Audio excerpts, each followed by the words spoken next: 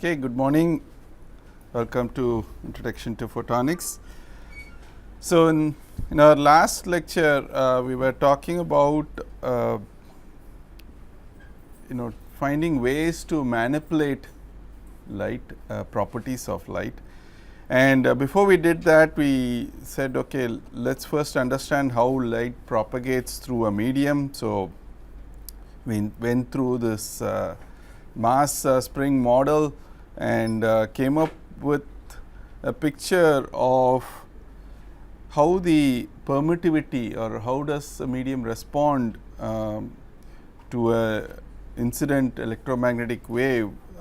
So, the response we saw could be complex in nature, and it is also something that is frequency dependent.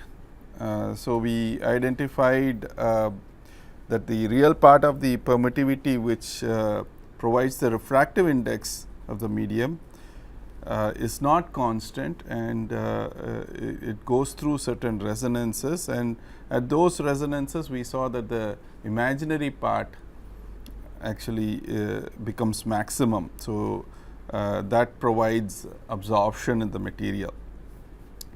And then we went on to look at what are the possible ways that we could manipulate light that is propagating through a medium.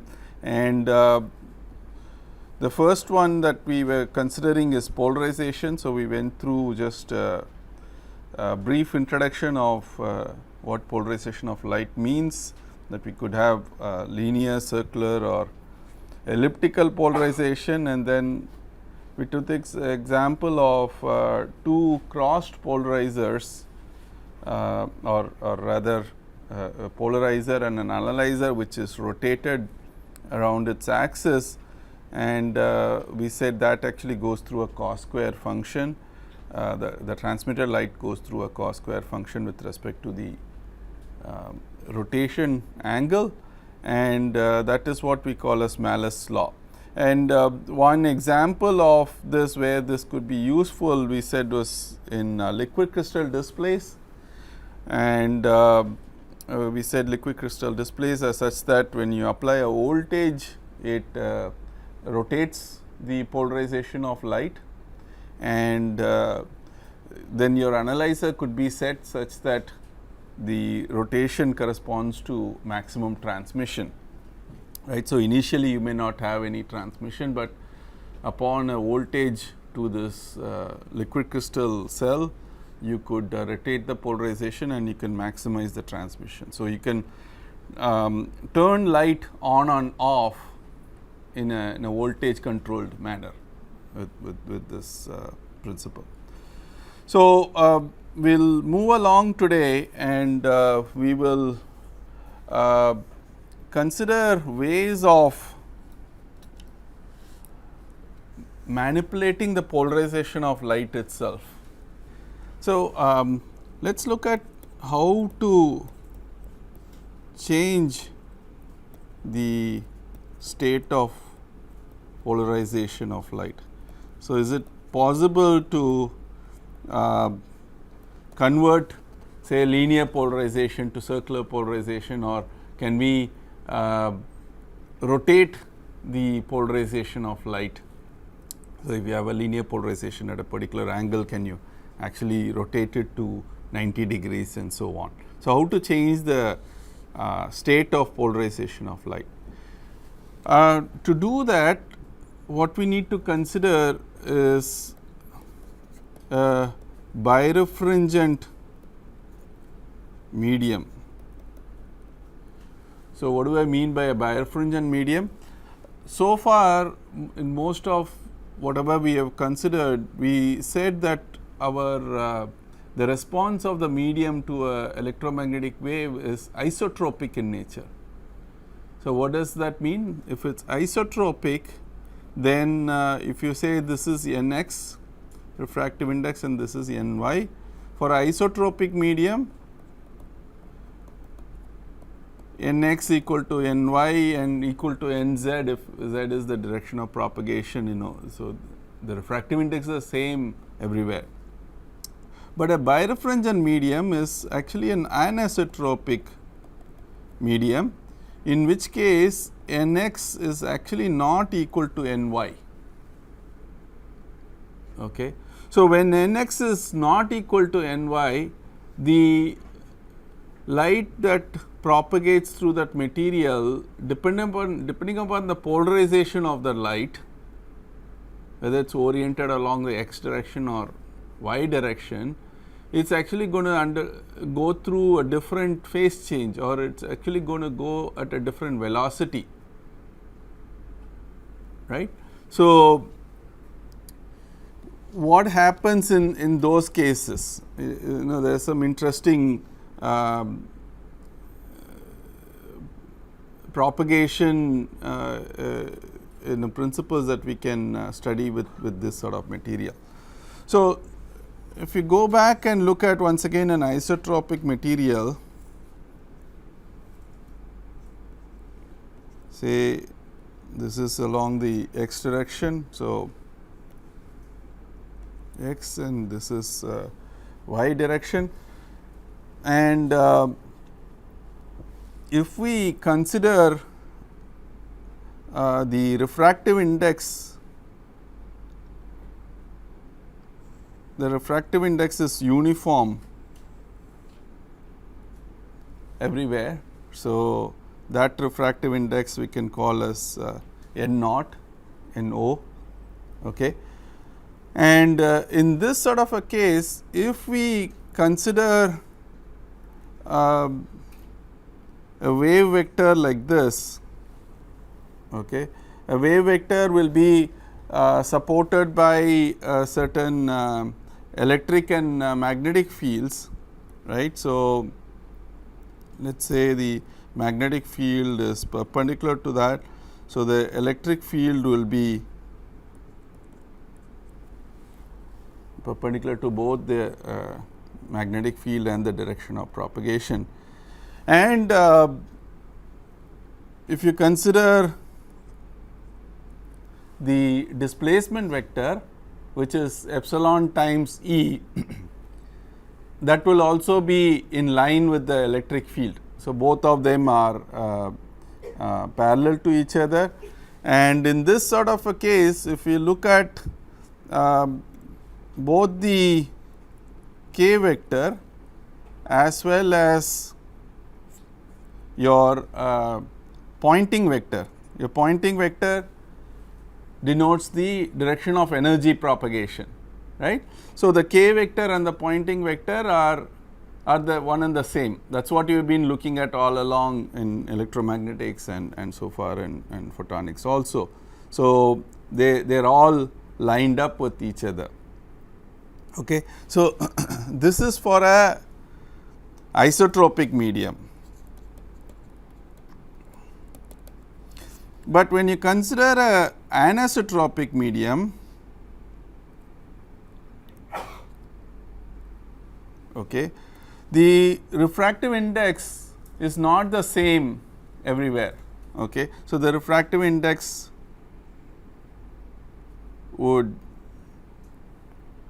be different along different directions, okay. And it may be along one direction, it may be with the same refractive index as the other case, but in the other direction the refractive index is different, we call that Ne. Now, in this medium, if you look at, let us say the let us say still once again the magnetic field is like this, and if you look at the electric field, let us say is like this, but when you look at the displacement vector, the displacement vector depends on the relative permittivity of the material, okay, along any that particular direction, and that relative permittivity gives rise to the refractive index of the material, right. So, the refractive index is different, and as a result of which, because it's actually sort of an index ellipsoid that we have, the displacement vector is not parallel to the electric field vector, okay, because the response of the medium is different. That is the question. Sorry, D?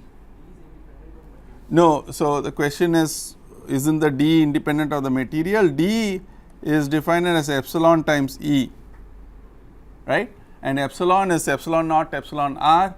Epsilon r is the relative permittivity, which is given by 1 plus susceptibility, and that susceptibility is proportional to the displacement. That is what we saw yesterday. So, D is actually dependent on the medium, the response of the medium. E is the applied electric field, but D depends on the medium itself. In this case, what is interesting is the K vector is given by D cross H. So, the K vector will be like this, okay, but your pointing vector is E cross H, E cross H conjugate to be specific. That pointing vector is actually slightly off. So, your pointing vector is like this, that corresponds to the energy propagation, whereas your K vector, which talks about how the phase fronts are moving, the direction in which the phase fronts are evolving, that is different. So, this is a key point to note in an anisotropic material. In an anisotropic material, the direction of energy propagation and the direction of phase evolution is not the same, okay, may not be the same. I will come back to specific cases where they are same, but it may not be the same. The specific cases where they are the same is probably if you are going against the if you are going along the axis. If you are going along the axis, then you can say either the major axis or the minor axis, then you can say that both K and S are oriented along the same direction. But if it is going at some other angle, K and S need not be the same, okay, and that is giving rise to some interesting effects, okay, which is not so intuitive. So, one of the effects is, now we need to go back and look at Snell's law. Sorry, that's one more question.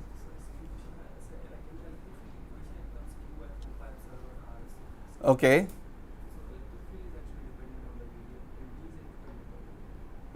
No, okay. So, it's talking about for Coulomb's force, it's dependent on epsilon, right? Yes, in the Coulomb's case, it is dependent on the medium, but the definition, electric field could be anything that you apply to the medium, right? Electric field is an independent parameter, that's your cause. The effect is D, okay. The cause could be because of the specific case where you are talking about in Coulomb forces, there are actually two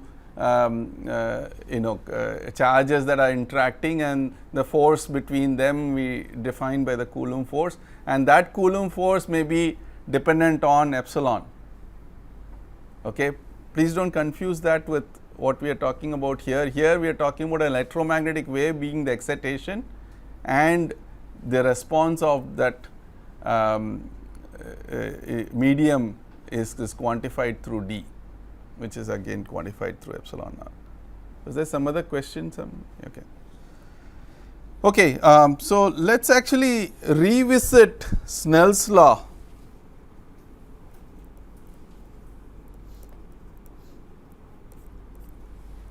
Okay, and we did not quite have this picture of Snell's law when we originally talked about it, but let us just look at this picture. Let us say you have light going from one medium to another, n1 to n2, and let us say n2 is greater than n1.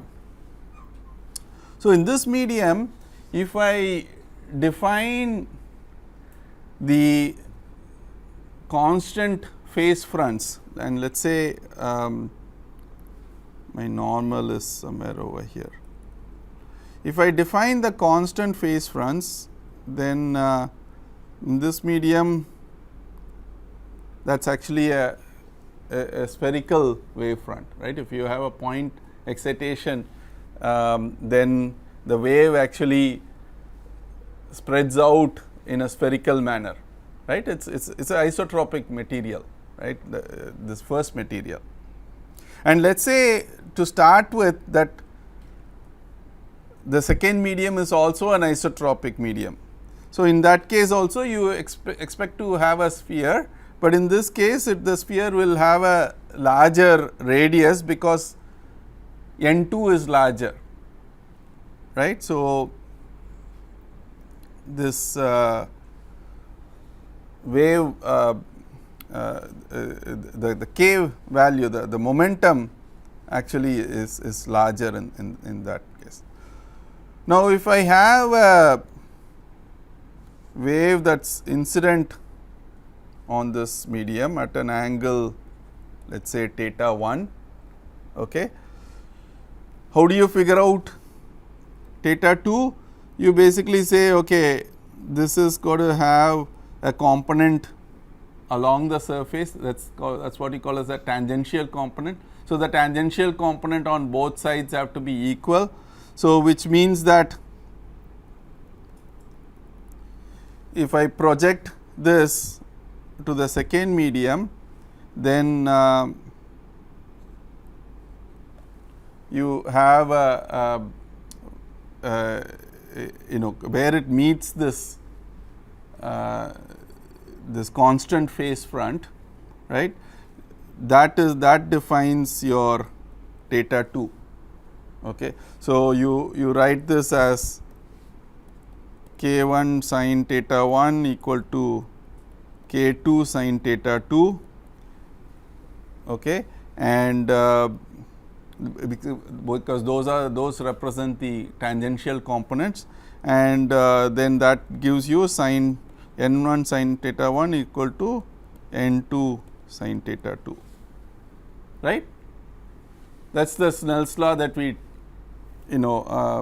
took up right up front. I said this is what we use across interfaces. This is what we use across interfaces separating isotropic materials, right. So, that is okay. So, this is isotropic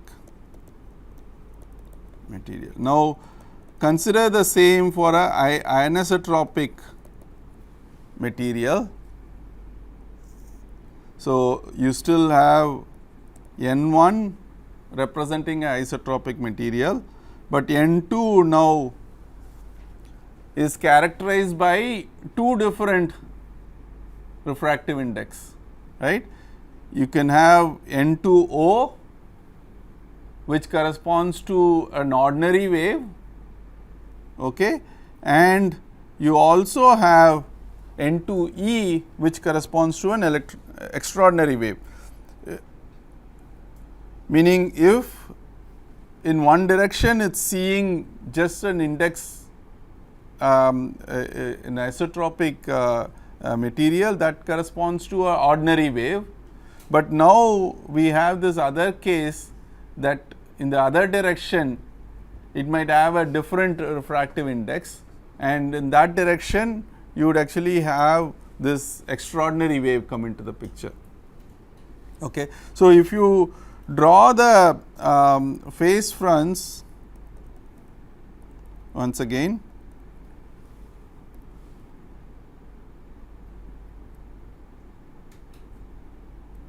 this is for the first medium, and then this is for the second medium along one direction, okay. But in the other direction you have a refractive index that is changing with respect to the different axis. Now, for that direction you have essentially an index ellipsoid that's defined by this. So, the index ellipsoid is such that in this case you have what is called the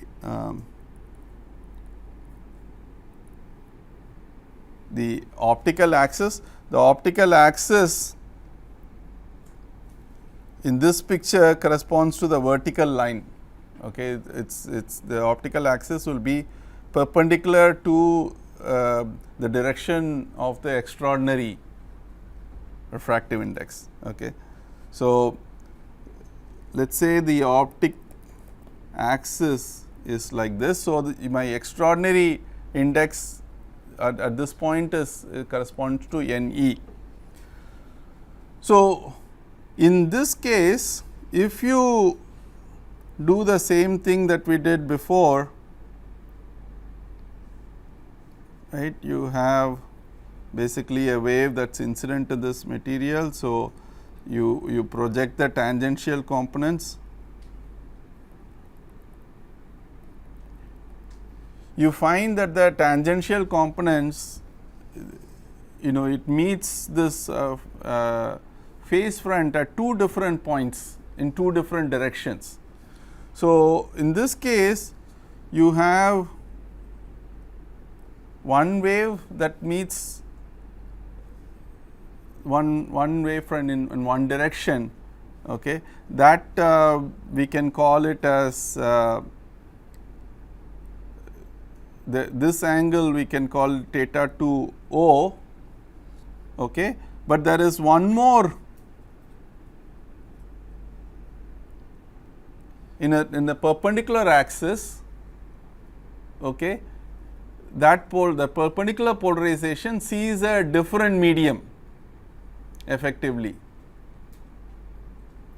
Okay. So, if I have this polarization, it sees this normal medium, but if I have this polarization sees a medium which is birefringent, which actually has that index ellipsoid.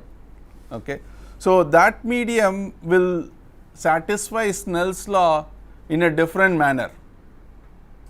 Okay. If you project the tangential components, then you have this angle which we can call as theta 2 E, okay, which is also called the extraordinary ray.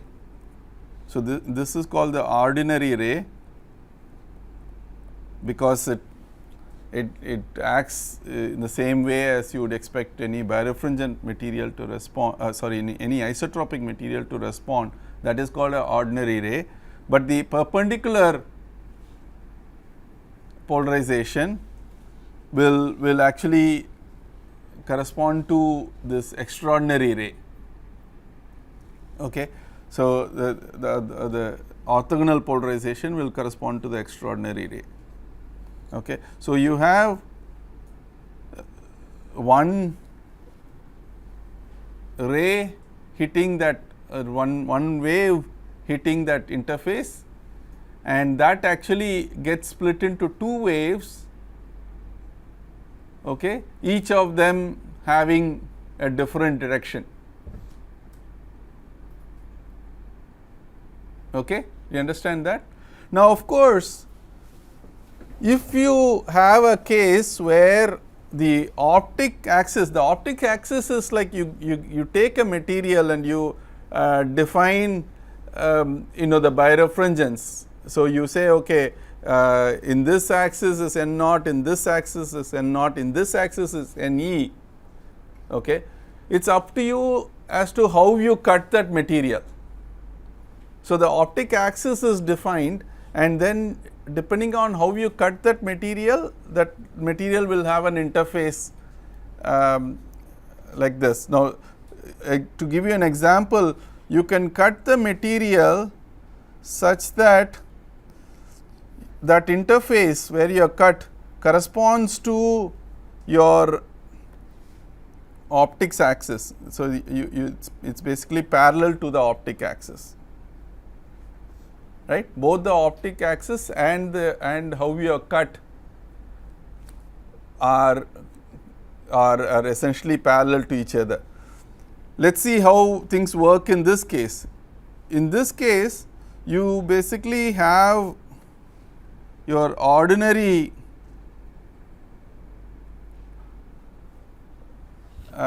wave experiencing something like this, but for your extraordinary ray,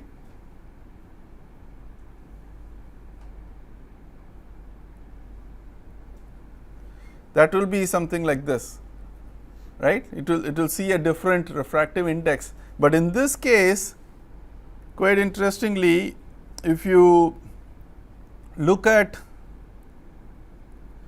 a wave that is going straight down, right. If you have this condition, your extraordinary ray will be aligned with your ordinary ray. Both of them are going through the same direction, because you cut your optic axis such that the extraordinary ray is actually passing through one of the axes of your crystal, okay. And so both the ordinary and the extraordinary rays, they go through the same, direction. They go through the same direction, but what happens in this case? What can you say about the speed at which light propagates for the two different polarizations? They will be different, right, because one is seeing this N naught and the other one is seeing NE as the effective index. Do you understand that? So, depending upon how you cut the crystal, whether you cut it along the optic axis or at an angle with respect to the optic axis. In this case, if you cut it at an angle with respect to the optic axis, you have a phenomena called double refraction, meaning you come in with one wave, but you go out with two waves, right. So, you have double refraction happening in this sort of case, whereas if you cut it across the optic axis, then you have only one direction of the wave, but in this case you have what is called retardation happening, meaning the phase between the two polarizations. Let's define the polarization. So, the polarization is such that your vertical polarization will be your ordinary ray, and your horizontal polarization will correspond to the extraordinary ray. Okay. So, here again this is your vertical polarization, whereas your horizontal polarization corresponds to the extraordinary ray, and that sees a different refractive index. So, you have retardation happening between the two polarization components. In the second case, if we have so you are asking if this is actually only for the, so the question is whether the direction would be the same irrespective of the incident angle. No, this is actually the direction for normal incidence.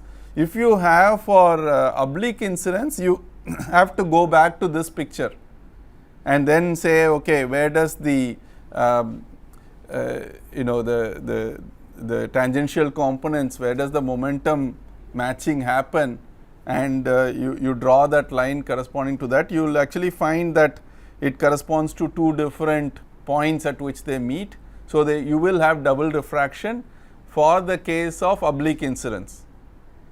But in the case of normal incidence,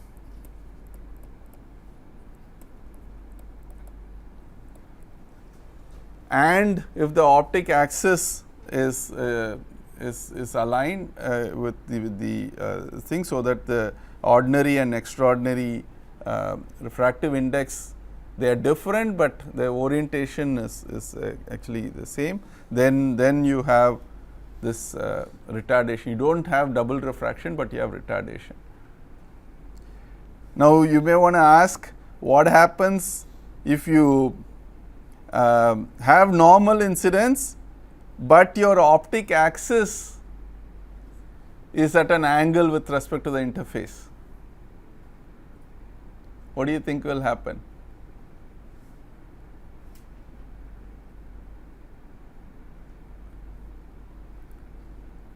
So, what we talked about here is that the k vector will be aligned, right? The k vector will be aligned, so it's all normal, but your since the optic axis is at an angle, your energy direction, your pointing vector will be off axis.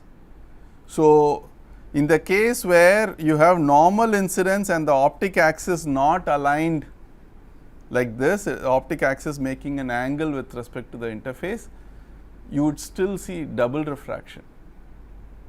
That is actually not very intuitive, right? You say normal incidence, Snell's law tells me that I should have only normal beam going out, but because of the fact that for the extraordinary ray, your energy vector, the pointing vector, is not aligned to the k vector, right? You have phase fronts that are aligned in the direction of the original normal incidence, but your energy direction is off from that. So, you will actually see, if you see a dot through one of this material, right, you will actually see two spots. One spot, the center corresponding to the ordinary wave, and the other spot corresponding to the extraordinary wave, and you can actually rotate that crystal. We will show that in the lab today. You can rotate the crystal and you can see that extraordinary, the dot corresponding to the extraordinary ray will actually rotate. So, there will be one central dot which will not rotate, but the other dot will rotate. So, that corresponds to normal incidence, but you have a condition where the optic axis is cut at an angle with respect to the that surface. Okay. Now, let us quickly look at one example and then we will stop. So, based on this principle, based on this retardation principle, you can actually make components which change the polarization of light. Okay, that is what we wanted to look at. So, now you have let us say now what we are saying is, you might have nx like this, ny is like this. If nx is not equal to ny, then the polarization components aligned across the x and y direction, they are not propagating in the same velocity. So, that means there is actually a phase retardation between them, let us call it phi, and that is going to be defined by 2 pi over lambda Ne minus N naught multiplied by how much it propagates, right. So, if you have, let us say, a material like this, right, and if you have a wave that is incident on it normally, and let us say the optic axis is like this, has been cut like this. So, we expect both the ordinary and extraordinary ray to go through this directly straight, but in this case they are seeing two different refractive index, okay, and let us say the thickness is d. So, as it propagates through this, it is going to accumulate a phase difference that is given by this. Now, for a given material Ne and N naught, if you say calcite is an anisotropic crystal, now for that Ne and N naught are fixed, then lambda corresponds to the wavelength that you are coming in. By changing d, you can change the phase delay between the two polarization components. Okay. So, in this case what we are saying is your two polarization components are going to be like this. They are actually delayed. There is a phase delay between the two, okay, because of the propagation. They both come out in the same direction, but there is a phase delay between them. By changing the thickness, you can change the phase delay. So, for example, you can design it such that phi equals to pi by 2, okay. That is one thing that you can implement, right. So, you cut the crystal with a particular thickness such that phi equals to pi by 2. If phi equals to pi by 2, then what happens to the polarization that is going through? We talked about representing it as Ax Ex plus Ay Ey e power j phi, right. That is the general description of the wave. The incoming wave is linearly polarized, okay. So, the incoming wave is polarized linearly, but let us say it is at a 45 degree angle with respect to the crystal axis. Then for the incoming wave phi equal to 0, but for the outgoing wave you have Ax Ex plus Ay Ey e power j pi by 2. You have a phase difference of pi by 2. So, if you have a phase difference of pi by 2, if Ex equal to Ey and phi equals to pi by 2, what does that mean? That corresponds to circular polarization, and since phi is positive, you say this corresponds to left circular polarization. So, you came in with linear polarization, input phi equal to 0, that implies linear polarization, and you came in such that it is at 45 degrees. Why is 45 degrees important? The Ex and Ey components are equal in that case, right. So, this will be the case if theta equals to 45 degrees, right. So, this is what you call as a quarter wave plate, okay. So, a quarter wave plate, if you have a 45 degree polarization coming in, then it goes through that material, what comes out is actually circular polarization. So, linear gets converted to circular polarization. If you come back, that circular polarization, it is all reciprocal, right. So, that circular polarization will go back to the original linear polarization, okay. So, that is one thing. The other condition is if phi equals to pi, which you call as a half wave plate, because pi phase difference corresponds to half a wavelength, right. So, it is called half wave plate. If you have this case, then you have Ax, the outgoing polarization will be Ax Ex plus Ay Ey e power j pi. E power j pi is minus 1. So, this is basically Ax Ex plus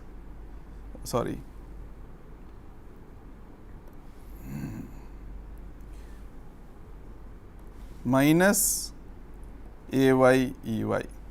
So, whatever was the incoming polarization, whatever was the y component of the incoming polarization, that y component got flipped, right.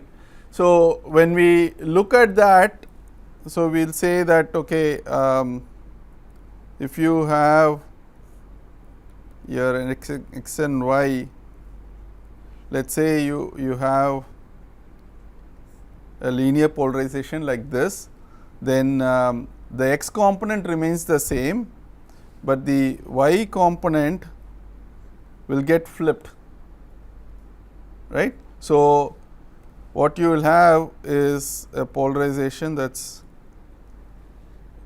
it will still be linear, okay, because it is not, it is just giving you a pi phase shift, right. That means it just flipped to one of the components. So, the phase difference it does not, it still remains linear, but it gets rotated.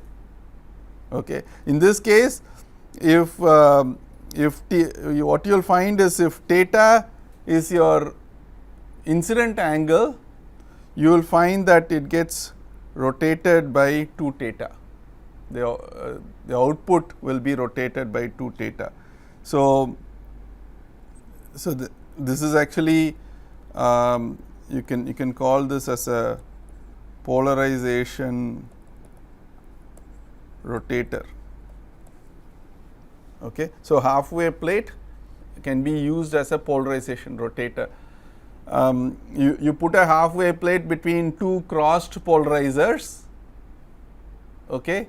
So, it is a vertical polarization is coming in, you go through a half wave plate at 45 degrees, that vertical polarization will become horizontal polarization, right, and that horizontal polarization now can go through the analyzer. So, you can actually rotate the polarization using a half wave plate. So, quarter wave plate is used to convert linear to circular polarization, half wave plate is used to rotate linear polarization.